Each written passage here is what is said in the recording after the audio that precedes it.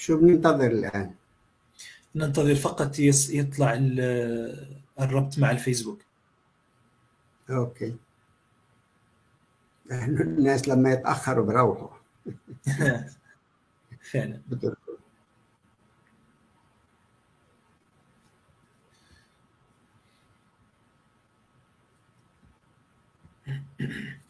السلام عليكم ورحمة الله وبركاته ضيوفنا الكرام، ضيوف منتدى بدائل المتوسط، أهلا وسهلا بكم أينما كنتم. نتشرف اليوم بإطلاق هذه السلسلة من الندوات الحوارية، ونتشرف باستضافة أستاذنا المفكر الفلسطيني الدكتور محمد ربيع، وهو مفكر ومحلل استراتيجي ومؤلف أشرف على تأطير مجموعة من الدراسات وتأليف مجموعة من الكتب،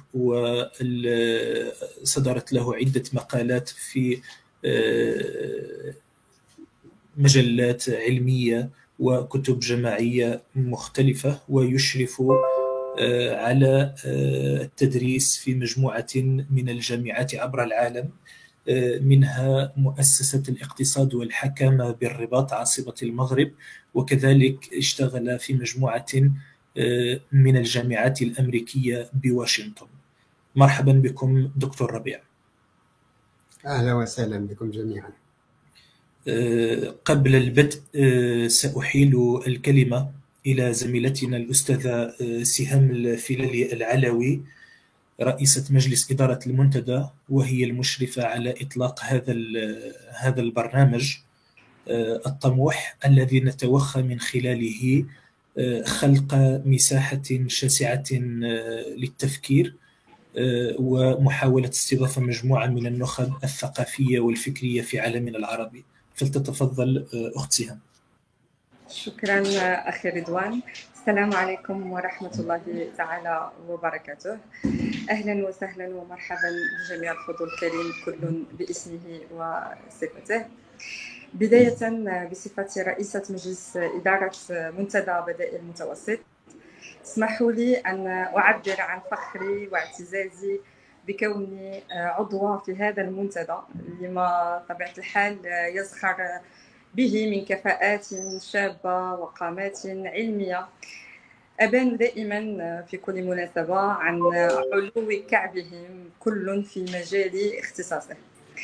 عندما نقول منتدى بدائل المتوسط نقول أستاذ رضوان مصرف، ومن لا يعرفه. أستاذ رضوان دائما أقول له أنك عنوان للطموح والكفاح، دائما يسخر نفسه للعلم والثقافة ونشرهما عفوا. كل من يعرفه عن قرب سيعرف عن ماذا أتحدث، فشهادتي في أستاذ رضوان هي شهادة مجروحة. كل الشكر والاحترام والتقدير للأخ والصديق رضوان لكل ما يبذله في سبيل إنجاح هذا المنتدى. إذا اليوم نحن على موعد علمي ثقافي مع أنجع مفكري العالم. نقدر نقول المفكر الدكتور الفلسطيني محمد ربيع، أستاذ العلوم السياسية والعلاقات الدولية بواشنطن. نحن اليوم صراحة كمنتدى بدائل المتوسط فخورون كل الفخر دكتور بحضورك اليوم معنا، ومحظوظين أكثر بقبولك أن تغنينا وتغني المشاهدين الكرام بما في دلوك اليوم. فكل الشكر والتقدير لحضورك معنا اليوم وعلى قبولكم هذه الدعوة. طبيعة الحال لن يفوتني أن نعبر عن تضامننا ودعواتنا للشعب الفلسطيني الشقيق بأن يهون الله عليهم ما هم فيه، وأن يجعل لهم مخرجا في القريب العاجل إن شاء الله تعالى. أيضا بالمناسبة أشكر الزميلة والأستاذة ابتسام الهاشمي، عضوة منتدى بدائل المتوسط، لتسييرها اليوم لهذه الندوة العلمية، وكذا لكل مجهوداتها التي تبذلها في إنجاح برامج هذا المنتدى والمضي أيضا به إلى الأمام. وفي الأخير لكي لا أطيل، أود أن أقول بأن منتدى بدائل المتوسط بابه دائما مفتوح لجميع الباحثين وأمام جميع المفكرين والباحثين في شتى الحقول المعرفية والثقافية للمشاركة والمساهمة في إغناء البحث العلمي والأكاديمي في جل المجالات. إذن على بركة الله، هو أمسية علمية ثقافية غنية إن شاء الله. شكرا لكم.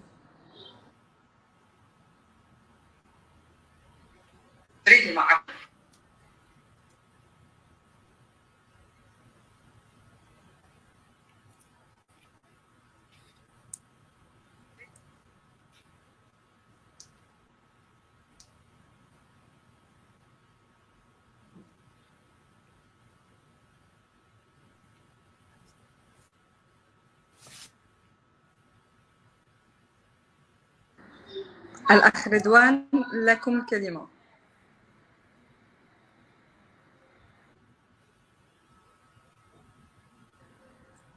الأخ رضوان، هل انقطع عندك البث؟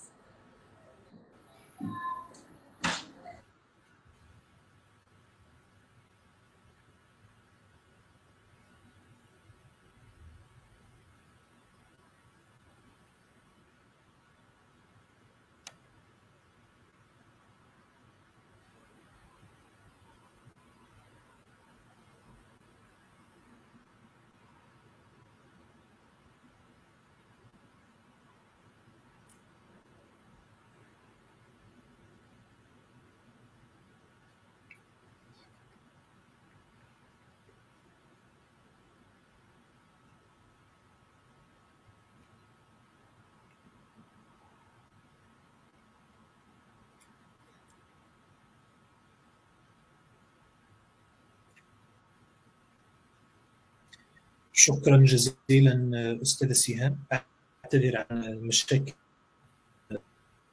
بالرد. كما تعلمون حضرات السيد السادة،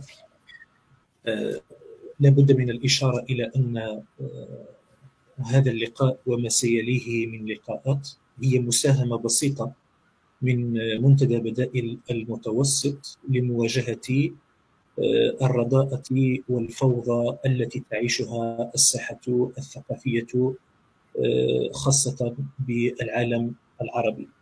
ولدينا ثقة كبيرة جدا في الأسماء التي نستضيفها والتي سنستضيفها من أجل المساهمة إلى جانبنا في بناء مسار يمكن أن أسميه بمسار القوة الثقافية التي نحتاج إليها من أجل مواجهة معارك الظرف الكوني الراهن، وهو ظرف كما لا يخفى على الجميع يغلب عليه طابع التعقيد والسرعة في التحول.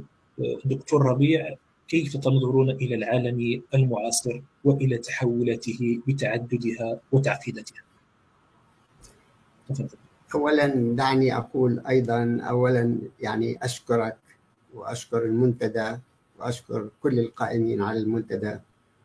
وأنا قضيت فترة طويلة نوعا ما في المغرب، لأني درست أيضا في جامعة الأخوين بالإضافة إلى مدرسة الحكامة والاقتصاد، وكانت تجربتي الحياتية هناك كثير كثير جميلة، وأحب المغرب وأتردد عليها باستمرار.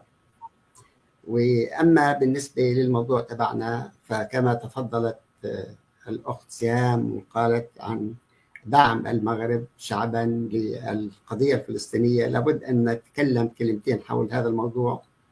أولا اللي بقوله أنه الإسرائيليين الآن هم يقولوا أنهم بدهم يحاولوا أنهم يقضوا على حماس. حماس لا يمكن أن يقضوا عليها، كما لا يمكن أن أحد أن يقضي على أي ديانة أخرى، لأن الديانة هي عبارة عن فكرة ترتكز على شعور أو فهم لوجود دين. إذا ما دام الدين موجود، فإذا هذه الفكرة موجودة، تتغير، تتحول، يتم ترجمتها بأشكال مختلفة، تتمزق في داخلها، لكن تعيش. وعلى سبيل المثال يعني اليهودية تعتبر أقدم ديانة في التاريخ، وصار خلال هذه فترة تطورها، وأيضا عدد من يتبعها الآن هم فقط حوالي 15 مليون، ربما كانوا أقل مجموعة تتبع ديانة، لكن خلال التاريخ تمزقوا إلى فئات كثيرة جدا فيما بينهم، وبينهم علاقات سيئة وليست جيدة، ولولا تمسكهم بالدين لما كان بإمكانهم أن يعيشوا لا في فلسطين ولا في غيرها من الأماكن. نفس الشيء بالنسبة لحماس. حماس هي فكرة، وفكرتها اللي بتدعمها هو الإسلام، والإسلام أيضا صار في داخله خلافات وفي مذاهب وفي شيع، وبعد هذه الشيع صار في بينها حروب اللي هي صارت في العراق بشكل أساسي. مع كل هذا هذه الفكرة عايشة وستعيش، والآن تعتبر الديانة الإسلامية هي ثاني أكبر ديانة في العالم.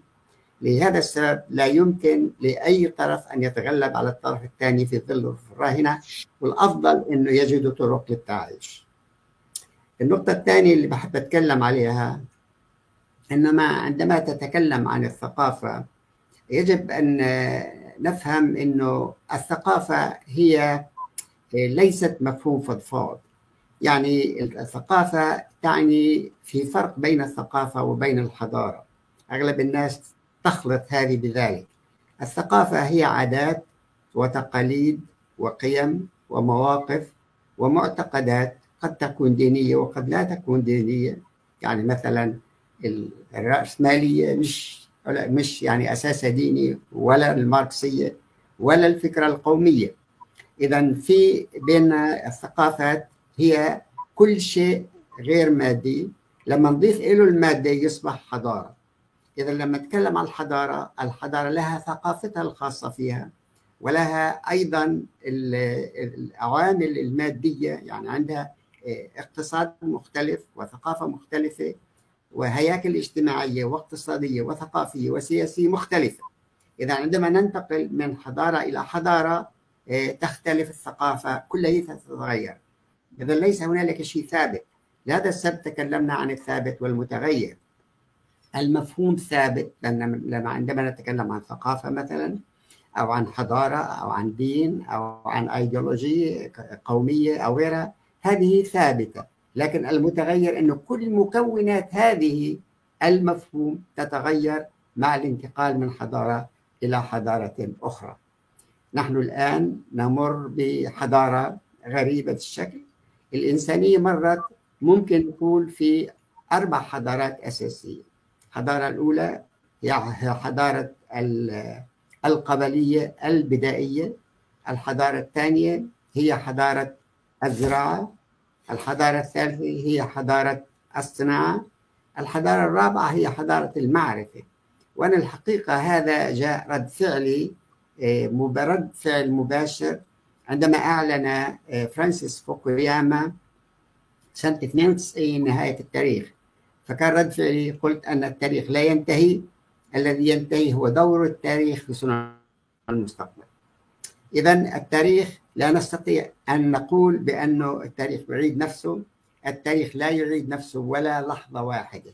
يعني قبل أسبوعين كنت أتكلم أيضا في لقاء، وأخت يعني برقة قالت إنه إحنا عايزين نرجع لتراثنا. قلت لها ما في رجوع للتراث على الإطلاق. لما ترجع للتراث بدك تعيش في التراث، والتراث الآن ليس صالح للتعايش مع العصر الحالي، لأنه كل ما كان تربط هذا التراث في قيم ومواقف وغيرها كلها انتهت. وبالتالي القول أنه عايزين أنه نتعرف ونعيش في التراث هي رجوع إلى الخلف، والتاريخ لا يعيد نفسه، فيش رجوع إلى الخلف. علينا أن ننظر إلى الأمام وننطلق من هذه النظرة إلى الأمام، كيف نستطيع أن نتأقلم وكيف نستطيع أن نؤثر في هذه الأمور التي أمامنا تتغير بسرعة البرق. ليس أمامنا أبدا أي خيار سوى أن نتعايش مع هذا الحظ ونسير على هديه.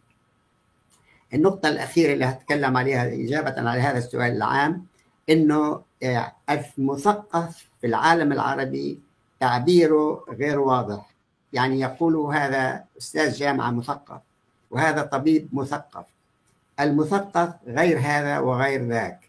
المثقف هي هذه بدأت كلمة وأن في المغرب العربي بيفهموها أحسن مني، بدأت في فرنسا المفهوم الانتلكتشوال وترجمت للإنجليزي، وبالتالي أصبح الانتلكتشوال اللي هو المثقف هو الشخص المتعلم الواعي المطلع، والذي فوق كل هذا يلتزم بقضايا الإنسانية وقضايا الشعوب المختلفة وخاصة قضايا المحتاجين والفقراء. فإذا بهذا المعنى، إذن هذا المثقف الملتزم الواعي والمتعلم في نفس الوقت أنا لا أعتقد يزيد عن 1000 واحد في العالم العربي كله. أما الآخر الطبيب وغيره هو متعلم وهو على رأسنا وعنده وظيفة يقوم فيها، والمهندس نفس الشيء، وبالتالي نحترمهم احترام كامل في ضمن العمل اللي بيقوموا فيه، لكن هذول مش مثقفين. نادرا تجد إنسان أيضا طبيب وأيضا مهندس وأيضا عامل ومهتم في عملية الثقافة، وبالتالي عنده القدرة وعنده الرغبة وعنده الاستعداد النفسي أن يكون ملتزم بقضايا الناس الفقراء والمحتاجين والتغير المجتمعي الذي نريده، وبدونه لا نستطيع أن نتقدم. شكرا جزيلا دكتور على هذه الإطاحة.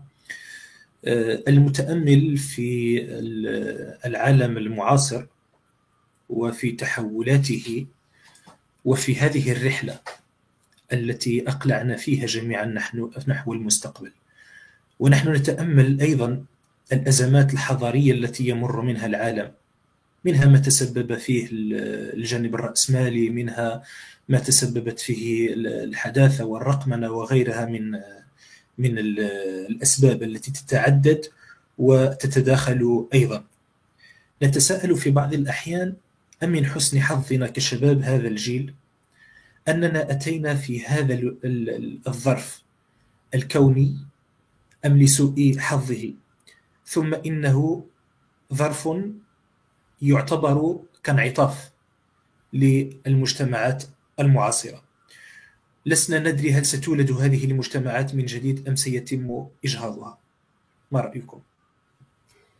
يعني بعتقدش أنه في عملية ميلاد جديد لأي مجتمع. العملية مدام المجتمع موجود هو موجود، لكن المجتمع يتأثر بتيارات تغير كثيرة جدا، بعضها داخلي وبعضها خارجي. يعني مثلا لو أخذنا كيف تطورت المجتمعات الإنسانية، بدأت كما أشرت الحضارة في الحضارة القبلية. هذه الحضارة القبلية كانت عايشة على السبي والنهب والسرقة والغزو، وبالتالي عاشت طول عمرها بهذا الشكل. لكن هذه الحضارة اندثرت، يعني عشان هيك أنا بسميها حضارة بدائية، وكانت حضارة غير مستقرة، كل يوم بتنقلوا من مكان لآخر. جاءت بعدها اللي هي حضارة الزراعة، وحضارة الزراعة الحقيقة كانت هي الحضارة الأكثر أخلاقية في التاريخ. وولدت في هذه الحضارة ولد الإنسان، ولدت الحب، وولد كل القيم الإنسانية الأساسية ولدت في حضارة الزراعة. ليش ولدت؟ لأنه لما استطاع الإنسان يكتشف دورة حياة النبات ويطور فن الزراعة، ما كان في مدارس في ذلك الوقت. عشان ما كان في مدارس، كان الرجل والمرأة والأولاد كلهم بيشتغلوا مع بعض، وبالتالي من خلال هذا العمل العائلي ولدت الحضارة، ولد الإنسان الذي يعني يهتم بالآخر، يحترم الآخر، يحب الآخر ويتعاون معه. فكانت العائلة كلها تشتغل مع بعض، وبالتالي أصبح هنالك في علاقة بين الرجل والمرأة تقوم على الحب وعلى حب الأطفال وتربية الأطفال. يعني اليوم لما نسمع حتى شو في غزة، أغلب الناس أهم شيء بيهمهم هم أطفالهم. إذا من هنا ولدت الحضارة في هذا المجتمع. لكن عندما دخلنا للمجتمع الصناعي ما عادت الأسرة، يعني خليني أعيد شوية أرجع لورا كلمة، كانت وحدة المجتمع في العصر القبلي هي القبيلة اللي كانت تعتبر حالها هي كل المجتمع وما في غيرها. لما إجا العصر الزراعي راحت القبيلة واخذت محلها العشيرة، زغرت، سموها بالإنجليزي مرات the extended family، العائلة الممتدة اللي هي وحدة المجتمع. لما إجا عصر الصناعة راحت هذه العائلة الممتدة، راحت عملية العشيرة كلها انتهت. فيش عشائر في المجتمعات الصناعية القديمة والحديثة، اللي أصبح وحدة المجتمع هي الأسرة. وهذه الأسرة اللي هي جاءت أفكار ماركس في الأساس هي لإنقاذ هذه الأسرة، لما قال إنه الرأسماليين اللي بيقيموا المصانع بيستغلوا هدول الناس، والناس عايشين في جاتوات، وهذه الجاتوات فيها كلها فقر. وبالتالي لما الإنسان خرج من هذه العملية ودخلنا عالم المعرفة اللي أنا بعتبر أنه دخلنا في أوائل تسعينات القرن الحالي، واللي حدث آسف القرن الماضي، اللي حدث في لما دخلنا هذا القرن راحت فكرة الأسرة، صار الفرد هو وحدة المجتمع. إذا نحن نتراجع تماما لما بتروح وحدة الفرد، الوحدة الجماعية خلينا نقول، أو الوحدة الجماعية، سواء كنا بنحكي بالعشيرة، العشيرة كانوا يقولوا انصر أخاك ظالما أو مظلوما، كلهم يوقفوا مع بعض. لما أجت الزراعة ما كان العشيرة أيضا يوقفوا مع بعض إلى حد ما، بس العشائر بتكون موجودة في القرى. ثم لما جاء وصار الفرد صار ما في حدا يوقف معه، إذا صار انتماء هذا الفرد هو انتماء عالمي وليس انتماء لوطن معين أو لشعب معين. هذا ما حدث عبر التاريخ في هذه النقطة اللي حدث فيها كل هذه التحولات. إذا علينا نعرف أنه كل نقلة من حضارة إلى حضارة تحمل معها الهياكل الاجتماعية والهياكل السياسية والهياكل الاقتصادية الخاصة بها، وبالتالي لا يمكن أن يبقى شيء على قديمه. وإذا قبلنا هذه الفكرة، فكرة التغير والتحول من شيء إلى شيء آخر، الاسم ممكن يبقى كما هو، في ثقافة اسمه موجود ثقافة، يبقى الاسم الثقافة، لكن شو محتويات الثقافة كلها تغيرت، وبالتالي الروابط تتغير. لهذا إذا قبلنا هذا ممكن أن نتعايش مع العصر ونستطيع أن نبني في داخل هذا العصر. لكن إذا بقي يعني الضغط الاستعماري، الإجابة على السؤال المباشرة تقريبا، في وضعه الحالي، فهذا الحقيقة ينهك هذه القوى العربية وينهك كل دول العالم الثالث. نحن نرى الآن شو موقف أمريكا مثلا من ما يجري في فلسطين، أو موقف أمريكا مما يجري في أوكرانيا، أو موقفها أو غيرها، أو فرنسا. يعني اليوم سمعت أنه الفرنسيين منعوا حدا يتظاهر في فرنسا دعما للشعب الفلسطيني. نفس الشيء حصل في ألمانيا اليوم، نفس الشيء حصل في كاليفورنيا في أمريكا، إنهم بيضربوا الناس عشانهم بيحاولوا إنه يتكلموا يدعموا الشعب الفلسطيني. إذا أنت في ظل هذا الموضوع عندما يتم كبت الشعوب بصير صعب إنه يحدث التغير المطلوب. وهذا أنا بعتقد إنه العرب إذا عازوا إنهم يعني إذا قرروا أن يخرجوا ويتقدموا ويبنوا بلادهم وثقافتهم والتعليم عندهم، لابد أن يكون هناك على الأقل وحدة اللي أنا دعيت إليها تقوم على الاقتصاد، ونترك الواقع السياسي. الملك الرئيس الموجود يظل هو ما عندنا مشكلة في هذا، نتفق على الأساسيات، كيف نبني اقتصاد واحد، كيف نتعاون مع بعض، كيف نخلق سوق مشتركة، كيف نستفيد من العلوم اللي بنطورها. إذا كان عندنا معاهد نعمل معاهد، وإذا ما في يكون عندنا معاهد أبحاث، وبالتالي نستطيع أن نتقدم.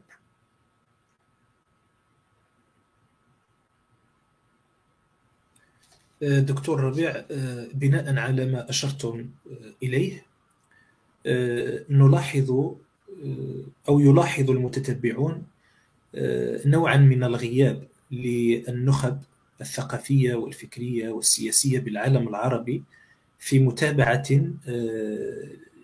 رصينة للتحولات التي تعيشها المنطقة.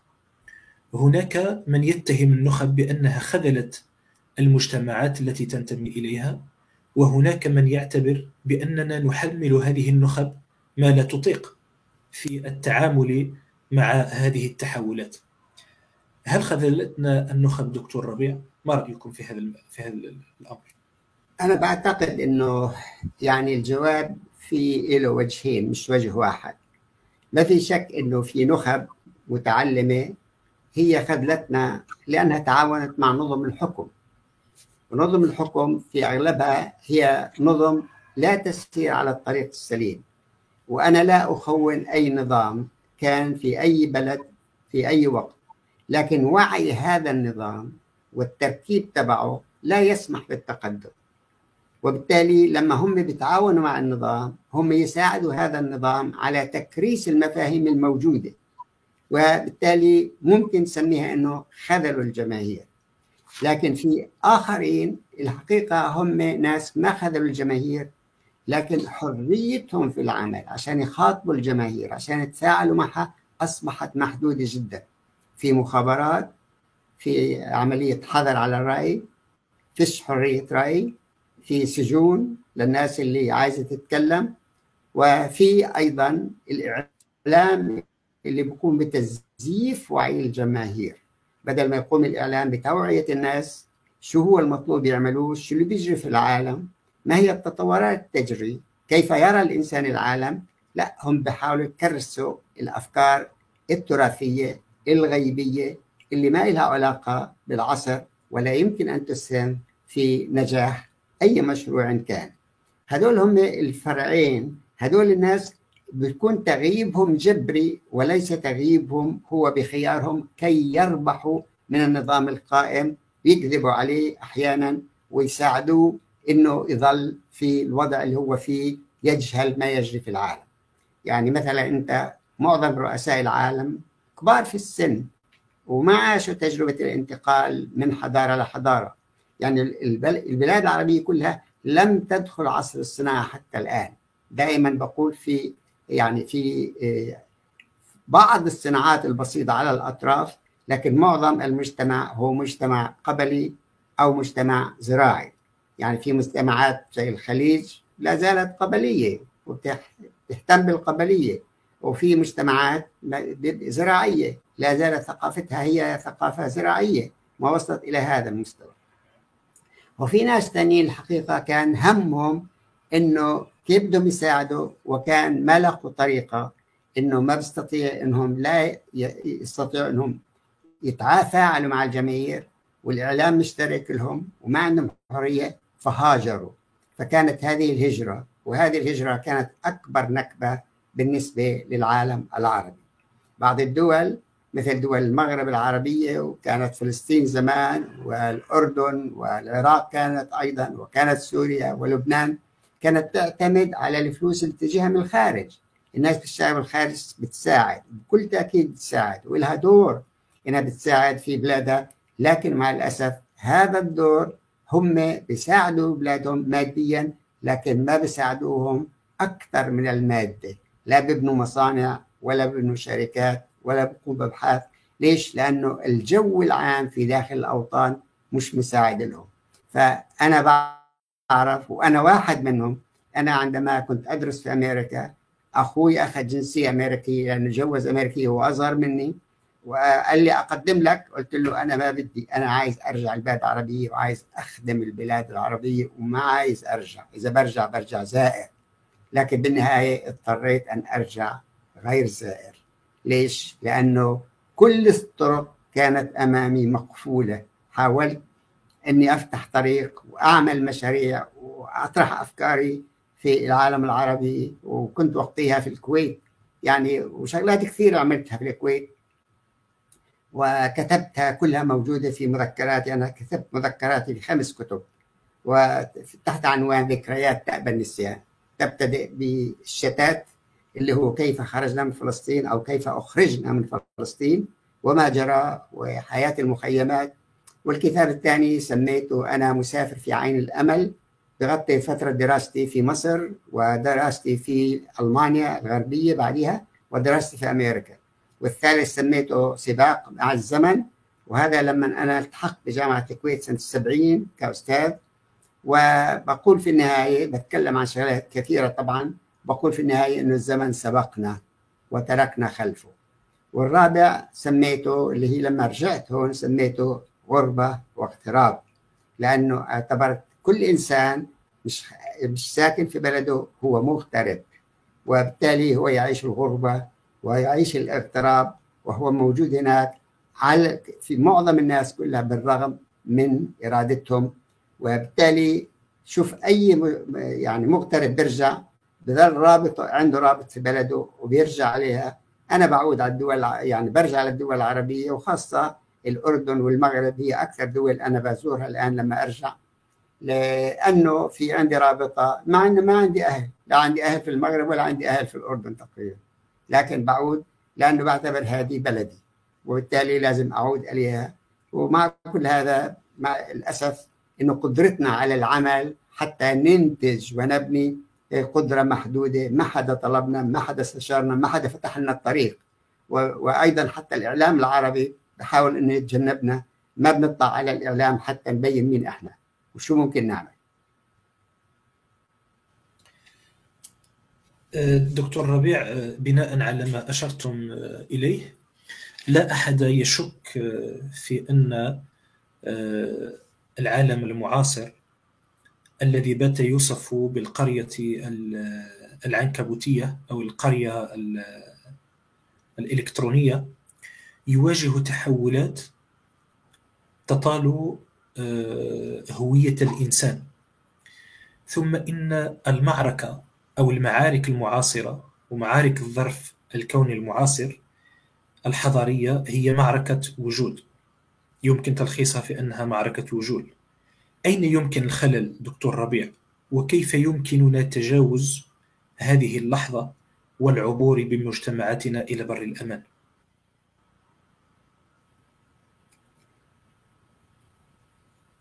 الإجابة على هذا مش سهلة، لأنه بنرجع إلى الموضوع نفسه، إنه العالم يتغير بشكل كبير جدا.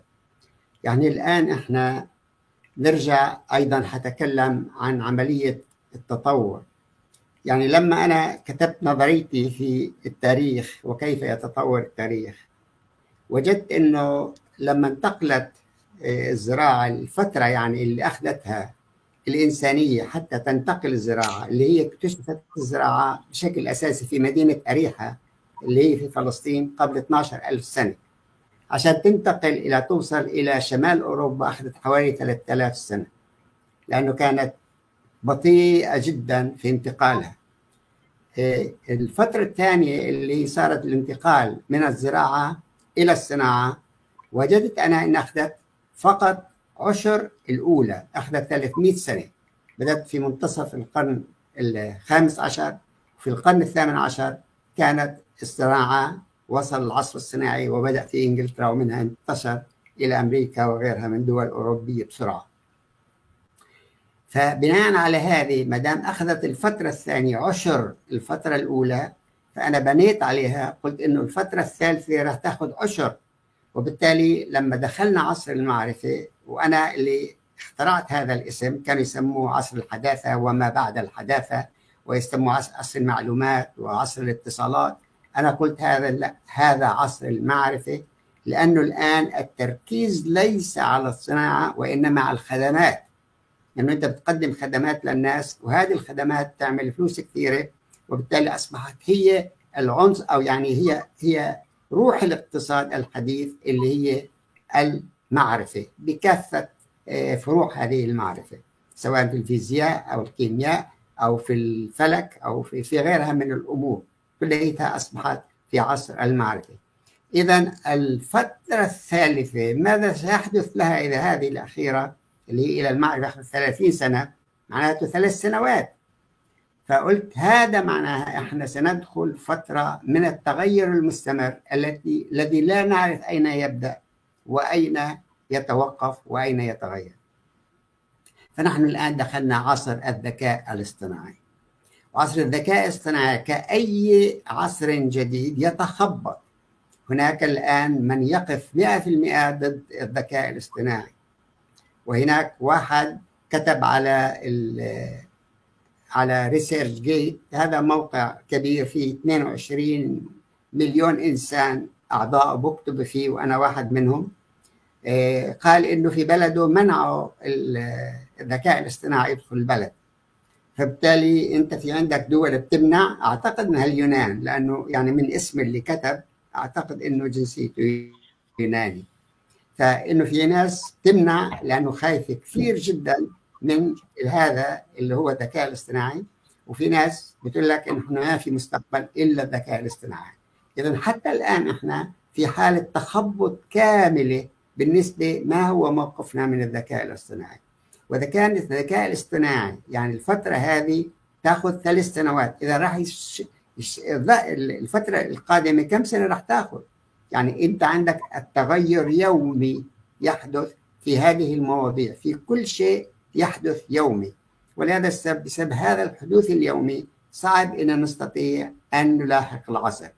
إحنا عايزين أن نرعد، يعني نركز بشكل أو بآخر ونحاول نجلب أفضل العقول اللي كانت موجودة عندنا ومهاجرة، اللي بتعرف في كل هذه الموضوعات وبتجيبهم. وبعدين بتخبط، حتى الذكاء الاصطناعي بتخبط في أمريكا. ليش بتخبط؟ لأنه هو مثلا شو أثره في الأدب لنقول، أو في الشعر، أو في الرواية. اللي بيحصل إنه باخده اللي يسمى بلاتفورم، يعني باخده شخصية معينة غربية، مثلا أمريكي أو بريطاني أو فرنسي أو ألماني، وبحاولوا يكون هذا هو النموذج. فبالتالي لما بكتبوا شيء بكتبوا عن هذا النموذج، وبالتالي لا يصلح إلى بلاد ثانية زي البلاد العربية، لأنه ما في عندهم هذه الشخصية اللي هي شو ميزات هذه الشخصية اللي بنوا عليها الذكاء الاصطناعي. حتى في أمريكا الآن تحصل أخطاء كبيرة جدا، لأنه ما بيستطيعوا أن يحددوا كل فرع من فروع العلم اللي هم بدهم يعملوا هذا النظام تبعها اللي هو الذكاء الاصطناعي. وهذا الشخص اللي هو يعني بالإنجليزي يسموها بلاتفورم، مش عارف شو ترجمتها بالعربي، إنه نموذج معين اللي هو هذا بفكر هيك وبيعمل هيك وبتحرك هيك وهدفه هيك هالشخص، وبعدين على أساسه ببنوه. فوجدوا إنه يعني الفقير ليس زي الغني في أمريكا، الأسود ليس زي الأبيض. الأبيض عندك تقريبا 90% من كل اللي دعموا ترامب وفي الأصوات ولا زال واقفين مع عبارة جهلة بكل تأكيد. يعني مش الناس يعني مش جهلة في القراءة والكتابة، جهلة لأنهم ما بيقرأوا شيء، وجهلة لأنهم ما بيعرفوا شيء غير المناطق اللي بيعيشوا فيها. فإذا في هذا المجال لا زال هذا العلم وهو الذكاء الاصطناعي يتخبط، مش فقط بالنسبة للدول الكبرى، لأنه يمكن إذا كان في أمريكا يتخبط بهذا الشكل، إذا كيف يستطيع أن يعبر عن دول تحكي بلغات مختلفة أكثر من يمكن 2000 لغة في العالم؟ فهذا الواقع، إنه هذا التخبط إنه سيأخذ وقت، وما في رؤية صحيحة ولا واضحة. مش إنه يعني كله مضر في الناس، مش واضحة هذه الرؤية حتى يتحرك. مين اللي بيستغل الظروف هذه؟ بيستغلوها الأثرياء. الأثرياء الآن بيستولوا على أهم مصادر الدخل في العالم، وبيستولوا يعني بشكل غريب جدا، لدرجة إنه في سنتين من سنة 2000 ل 2022 الأثرياء أخذوا حوالي 70% من كل الدخل، اللي هو كان عبارة عن 42 تريليون دولار، أخذوا منهم 26 تريليون دولار أخذوهم، اللي هم الأثرى 1% في العالم، والباقي ما أخذ شيء تقريبا. نحن الآن هم اللي قاعدين بيثروا. يعني حتى لو أخذت الحزب الجمهوري في أمريكا، الحزب الجمهوري بيكون بيضحك على الناس، والناس الجهلة يعني زي جماعة ترامب كلهم بيلحقوه، بقول لهم إن إحنا كل ما قللنا الإنفاق على الدولة، وهدول الناس الأثرياء صار عندهم فلوس، هم بيستثمروها فيش؟ ومين راح يستفيد منها؟ بس أنت لما بتاخذ الفلوس الفقير ما باخذهاش. والحقيقة هي مش إنها بقول لك باخذها الفقير الغني وبعدين بيستثمرها. هو لما يستثمر بيعمل يعني بيخلق وظائف والاقتصاد بينمو، وهذا غير صحيح. لأنه كل المشاكل الاقتصادية الآن بتصير لأنه عملية الاستهلاك بتقل. لما أنت بتقل دخلك بقل استهلاك، إذا بقل النمو الاقتصادي، إذا بصير عندك مشاكل، وزي ما وصل الآن بالتضخم وغيرها من المشاكل. نحن نتخبط في هذا العالم، وهذا السبب اللي أنا لما بقول إلى أين يسير العالم في حالة تخبط. يعني أنا كتبت ورقة طويلة بالإنجليزي، كتبتها وكان عنوانها يعني أترجمها للعربي: من حرب باردة عسكرية، اللي كانوا يسموها The Cold War، اللي هي الفترة اللي هي بدأت بانتهاء بدأت في الثمانينات في عهد ريغان لما سموها حرب النجوم، فصار حرب عسكرية لكن كانت باردة، كانت هي الحرب الباردة، كان الاتحاد السوفيتي موجود.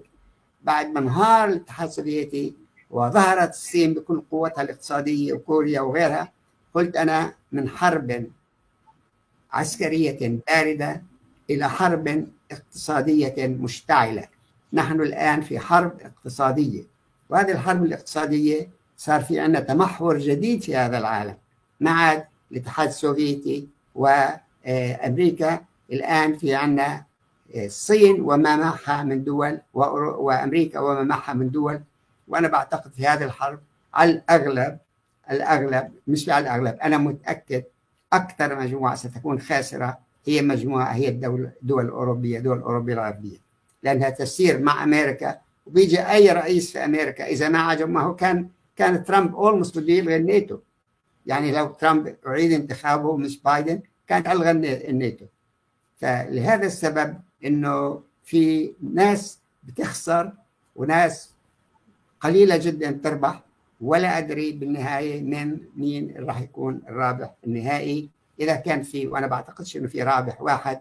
فبالتالي نحن ننقسم مرة أخرى، وهذه الانقسامات تضعف الناس وأيضا تربك عمليات التنمية مهما كانت هذه العمليات.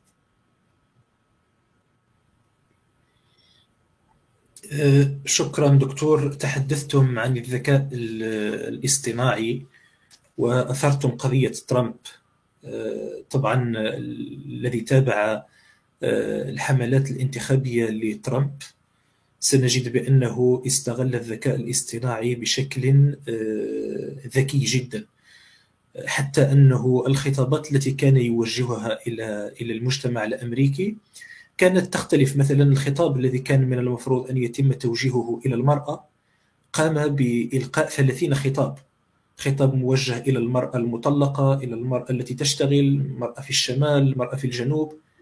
فأثر الذكاء الاجتماعي بشكل كبير عن الخيارات المجتمعية وعن الخلفيات وعن السلوك الانتخابي للمجتمعات. دكتور، كيف ترون هذه القضية وكيف أثر هذا الذكاء الاجتماعي عن الديمقراطيات؟ الديمقراطية الحقيقة أنا بعتقد هذا النظام انتهى من زمان، يعني ما عاد في ديمقراطية في أمريكا ولا في أي دولة أخرى. اللي حصل إنه الديمقراطية لها 4 شروط أساسية، هم 3 وأنا أضفت الرابع حتى لهذه الديمقراطية حتى تكون في ديمقراطية. الأولى أن يكون في عندك تعدد سياسي، يعني عندك أكثر من حزبين أو 3 أحزاب هي اللي بتحكم.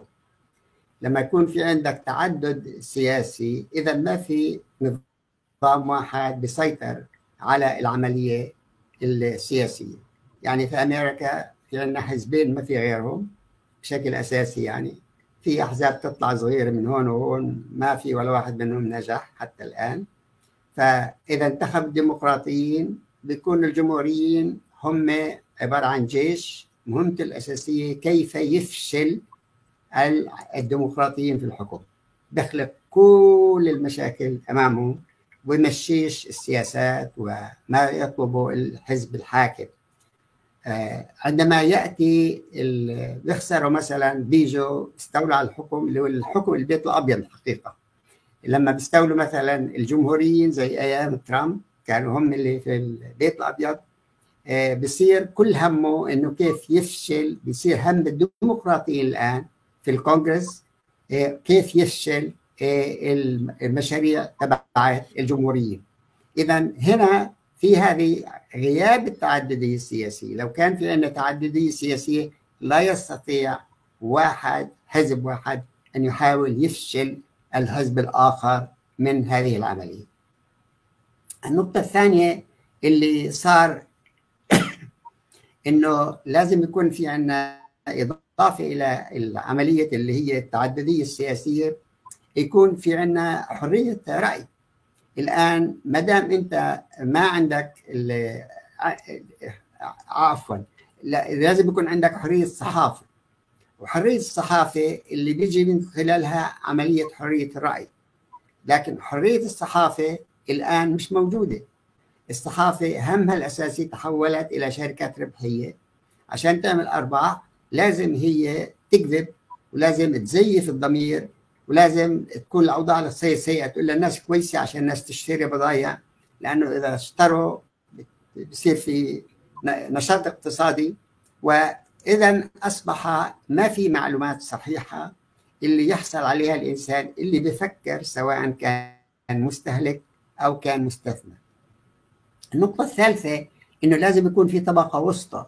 الطبقة الوسطى لازم تكون قوية وتكون واعية، عشان هذه الطبقة الوسطى هي الحقيقة اللي في النهاية بتقرر، لأنه هي أكثر، لأنه بسبب وعيها الطبقي وبسبب الأعمال اللي بتقوم فيها، لأن كانت كلها أو تقريبا معظمها هم من عمال الصناعة اللي بنوها في أمريكا. لكن لما تراجعت الصناعة فنزل حجم هذه الطبقة الوسطى، واصبح ما عندها وعي وما عندها قوة اللي تحرك، خاصة في ضوء انه الاعلام مش معها، الاعلام ضدها. اذا هذه صارت ضعيفة جدا، وبالتالي ضعفت العملية الديمقراطية، لانها دورها في العملية الديمقراطية انخفض كثير جدا. يعني بتلاقي مثلا ظلوا دائما الديمقراطيين وخاصة بايدن انه بيدعم الطبقة الوسطى. يعني هو أول واحد راح ووقف مع العمال اللي تبعين شركات السيارات المضربين، حتى الآن ما اتفقوا كلها، يعني اتفقوا مع شركتين والثالثة اللي هي فورد ما اتفقوا معها، ولا زال الإضراب مستمر حتى اليوم. راح وقف بالصف زي الناس اللي واقفين مضربين وهتف معهم كأنه عامل. يعني ليش كل هذا؟ عشان ياخذ أصوات لما تيجي الانتخابات القادمة. والنقطة الرابعة اللي أنا أضفتها شخصيا، أضفتها هي ما كانت موجودة في الغرب ولا في غيره في أي تعريف للعملية الديمقراطية، اللي هي أنا سميتها ثقافة التسامح. وإذا ما في ثقافة تسامح، الناس تتسامح مع بعض، ما في إمكانية إنه تسود الديمقراطية. أنا يعني اكتشفت هذه الحقيقة من إنه عشت أنا في عدة بلاد في العالم، ويعني زرت بلاد وعملت محاضرات في أكثر من 50 دولة في العالم زرتها، وكلها عملت فيها محاضرات، ألقيت محاضرات يعني في جامعات وفي نوادي وجمعيات العلاقات الدولية وغيرها من أمور. كنت ألقي محاضرات وأمشي. فوجدت إنه إذا ما في ثقافة التسامح، إذا شو محل ثقافة التسامح بيجي؟ هي العنصرية والتفرقة ضد الآخر. فالآن خذ أمريكا، العنصرية أشكر خبر، يعني ما بتختفي على الناس. يعني في العمارة اللي أنا فيها، في واحد مرة بقول له مرحبا ما رد علي، فكرت أنا أنه ما بيسمع. فبعدين سألت، قالوا لي لا بيسمع هذا وكل شيء. قلت لهم ما برد علي لأنه أنا مش أبيض زيه. فبالتالي فأنا بضحك، لأن الحقيقة أنا بشعر بالأسف له، بشعر أنه هو مش إنسان كامل، وبالتالي أنا، وهذا تربيته وهذا تعليمه وهذا المجتمع اللي ينفي. أنا ما بحقد على الناس، عمري ما حقدت ولا إطلاقا. يعني أنا بنظر إلى زاوية أخرى، إن أنا بتعاطف معه في غبائه. هذا كل اللي عايز أقوله. فإذا ما في ثقافة تسامح، ما في أمامها غير العنصرية والتفرقة. يعني مثلا أكثر من نصف المساجين في أمريكا هم من السود، مع أن السود ما بيشكلوا غير 12% من السكان. إذا شو تسموه هذا؟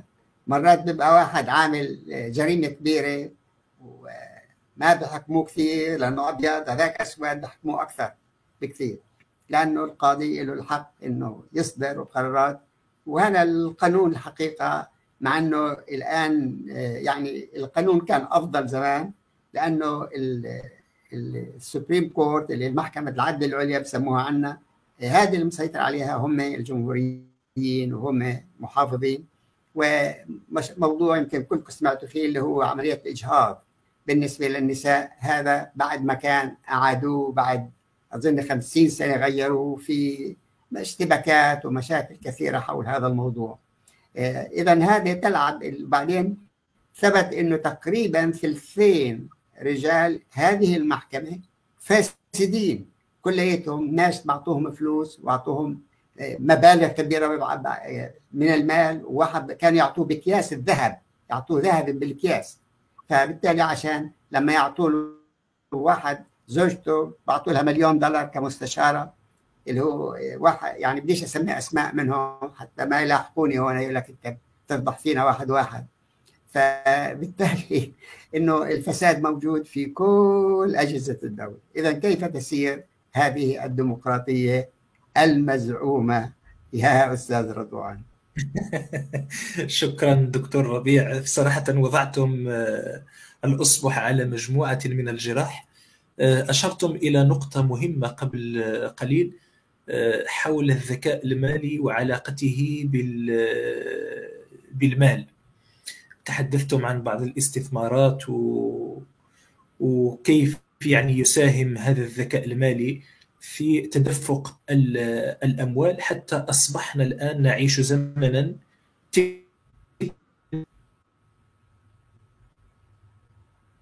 راح الصوت. التحولات التي الزمان يجد بأن قضية الصناعة مثلا فيك إذا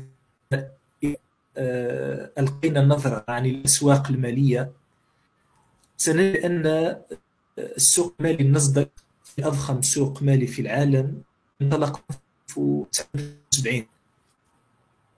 هم انطلقوا قبل سنة، لكن في العالم العربي ما زلنا نكشف الذكاء المالي، في حين أنه مجموعة من لديهم تجربة قرن في الدمج بين المال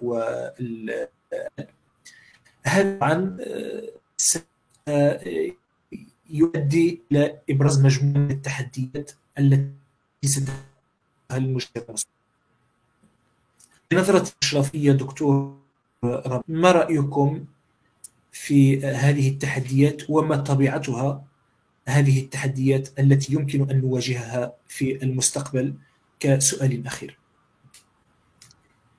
يعني أنا ما فهمت كل اللي أنت تسأل فيه لأنه كان الصوت بقطع، لكن فهمت أنه أنت مهتم في قضية الأسواق المالية.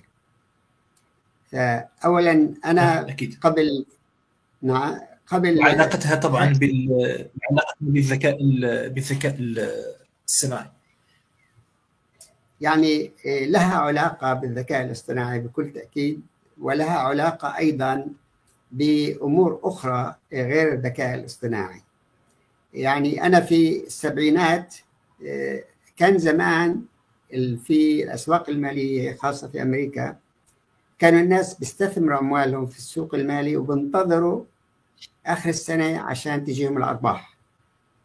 لكن الآن الناس لما تستثمر في السوق المالي تقرأ شو التوقعات للسوق المالي، يعني إذا كانت الأسعار راح ترتفع بسبب إنه ما في مشاكل لها علاقة بالذكاء الاصطناعي أو غيره في الأسواق، فاللي بيحصل أو يعني في خوف، في حروب، في أي شيء من هذا القبيل، كانوا الناس يبيعوا، أو إذا شعروا إنه في استقرار وإنه الأسعار راح ترتفع تبع الشركات كانوا بيشتروا.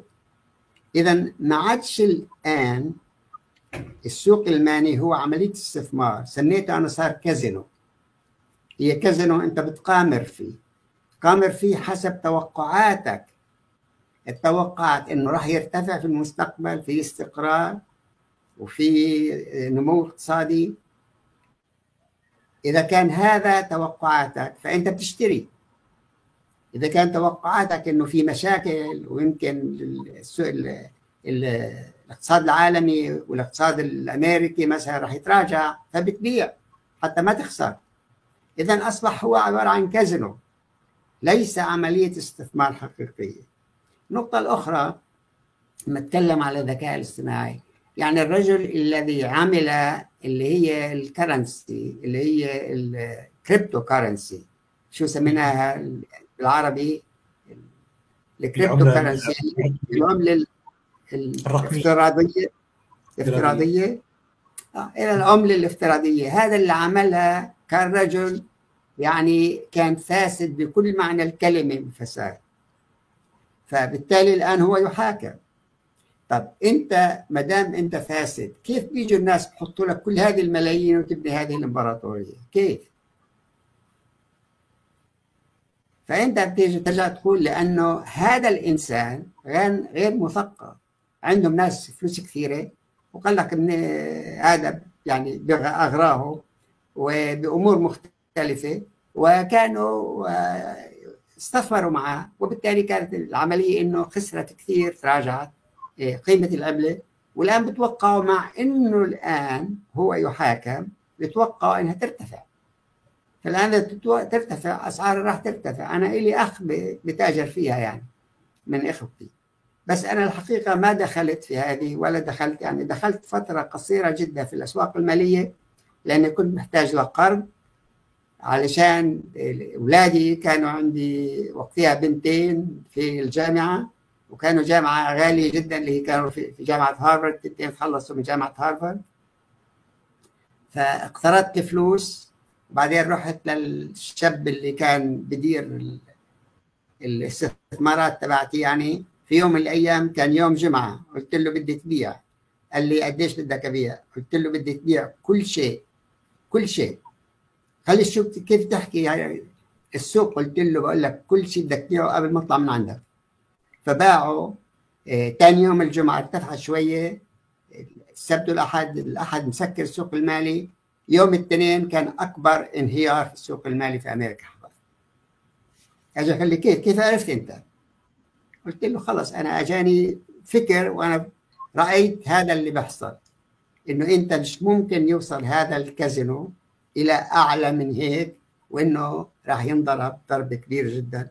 وهذا الحقيقة ما حدث يعني. فما في، هذا أصبح كازينو الآن، واللي بتلعبوا فيه هم الأثرياء بطرق مختلفة، منها الذكاء الاصطناعي ومنها غير الذكاء الاصطناعي، بالتهويل وباستخدام الإعلام واستخدام الدعاية. كل هذه أمور تستخدم في إثارة السوق المالي أو تراجع السوق المالي. ثم ما يسمى توقعات البنك الدولي، توقعات شو اسمه صندوق النقد الدولي.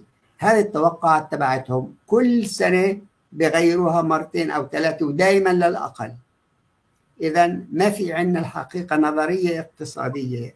زمان كنا نفكر في شيء اسمه نظرية اقتصادية. نظرية اقتصادية ما عادت صالحة. أنا درستها وأنا درستها في الجامعات، وبقول للناس هذه ما عادتش صالحة. فالناس تستغرب إنه أنا هذا سلاح من أسلحتي. كيف بحكي هيك؟ أنا بحكيش من أجل مصلحتي، أنا بحكي من أجل مصلحة الإنسان العادي، من أجل مصلحة العلم. إنه هذه كل مرة أي واحد منكم يرجع لتاريخ التوقعات تبعت صندوق النقد، تبعت البنك الدولي. يعني البنك الدولي على سبيل المثال صار له الآن حوالي 80 سنة هو بيساعد، المفروض إنه يساعد الدول النامية. ولا دولة واحدة في العالم استطاع إنه يساعدها تخرج من عصر الزراعة إلى عصر الصناعة، ولا دولة. إذا كيف أستطيع أعتمد عليه؟ كيف أثق فيه؟ فإحنا الحقيقة يعني في عملية تخبط. ولهذا السبب لما نقول التغير بيصير بشكل متخبط متضارب، ما حدا عارف شو اللي بيجري. والواحد لازم يدير باله بقدر الإمكان. يعني لما الناس بيسمعوا بيحكوا لي شو نعمل، بقول لهم يعني الأفضل إنه يكون عندك في البيت شوية كاش، على أساس إنه لو حصل انهيار للبنوك وسكرت البنوك ما بتسكر كثير جدا، بس لما يكون عندك شوية كاش بيقدر الواحد يمشي حتى إنه تفتح البنوك. والحكومة، لأن الحكومة بتضمن لعند $250,000 للواحد اللي عنده في البنوك. أكثر من 250 مش مضمونة. الآن بحاولوا يغيروها إنه يعملوها أكثر، وفي ناس معارضين مش عايزين. فبالتالي الوضع يعني غير مستقر، لأنه ما فيش سياسة واحدة تحكم وتقدر تنفذ. إذا الديمقراطيين بيقول شيء بوقفوا ضدهم، والعكس صحيح. وكلكم تعرفوا المشاكل اللي في واشنطن بالنسبة إلى ما يسمى رفع سقف الدين العام. يعني الحكومة الأمريكية ديونها أكثر من 30 تريليون دولار، وفي عندنا في العالم ككل في حوالي 80 دولة حسب دراستي أنا ناشر كتاب جديد في الموضوع هذا، بقول فيها إنه لا تستطيع أن تدفع ديونها من هون مليون سنة، لا تستطيع على الإطلاق. منهم طبعا أمريكا، كل دول أوروبا الغربية كليتها منها. فإحنا الآن يعني كيف نستطيع أن ندير هذا مش سهلة. وأنا كاتب كتاب جديد يعني لسه مفروض إنه يطلع يوم 21 الشهر، هذا بيكون كتابي رقم 62، هذا بالإنجليزي، سميته A Future Economy for All، يعني اقتصاد مستقبلي لكل العالم. وفي شغلات كثيرة بقترحها ممكن تنعمل حتى تستطيع إنها تنقذ، إذا مشوا فيها طبعا، إذا إنه ممكن إنه تنقذ أشياء كثيرة جدا في هذا العالم اللي احنا بنعيش فيه. شكرا دكتور ربيع. نتمنى أن نقوم بتنظيم لقاء حول الكتاب، لأنه من خلال العنوان تظهر أهميته للأجيال الحالية والمستقبلية. أشكركم دكتور ربيع. في الحقيقة اللقاء كان شيق، مجموعة أفكار استفدنا كثير، لكن يظهر أن الوقت يداهمنا. شكرا مرة أخرى على هذه المشاركة. شكرا لأنكم لم تدخروا جهدا في قبول المساهمة في إطلاق هذه الندوات الإلكترونية. أشكر أيضا زملائي في المنتدى، الدكتورة سهام العلوي الفلالي، الدكتور طارق الرباج، وكذلك الدكتور أيوب البراني في غرفة اللقاء. شكرا جزيلا لكم، والسلام عليكم ورحمة الله. ونضرب لكم موعدا الأسبوع المقبل أو بعد أسبوعين إن شاء الله مع ضيف آخر. وشكرا لكم على استضافتي. مرحبا دكتور. أهلا.